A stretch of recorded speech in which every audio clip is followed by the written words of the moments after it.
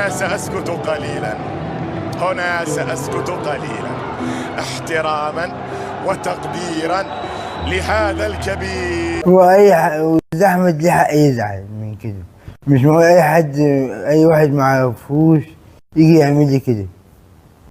يعني دي لو اتحركت عملت معاك انت هتتضايق؟ لو أي واحد معرفوش وماليش أي علاقة بيه وأول ما يشوفني ليه حق يتضايق. لا بس انا بقى حسن، انا ما بتضايقش من كده وبيحصل الكلام ده مع ناس كتيرة انا ما اعرفهاش. وعادي يعني، لانه انا فنان ومعروف، فعادي ان اي حد يجي يكلمني او يتصور معايا او اي حاجة.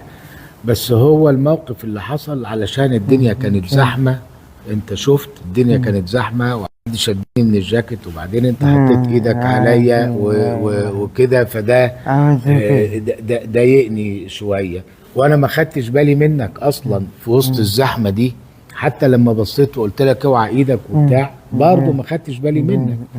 فيعني هي حاجة مش مقصودة سواء منك او مني، وحصل خير. صح؟ عايزين ناكد على المشاهدين ان حضرتك ما خدتش بالك ان هو من ذوي. لا خالص. اولا هو قال ان هو لما قال لحضرتك انا اسف كان باين ان حضرتك شفت ان هو من ذوي الهمم. لا خالص والله، انا ما خدتش بالي تماما يعني. وهو حسن ما شاء الله يعني مش باين عليه اي حاجة، هو انسان عادي وزي الفل يعني. وهو عادي، احنا لما بنتكلم دلوقتي هو كويس وزي الفل وراجل متعلم ويعني مخلص دبلوم تجارة وكده.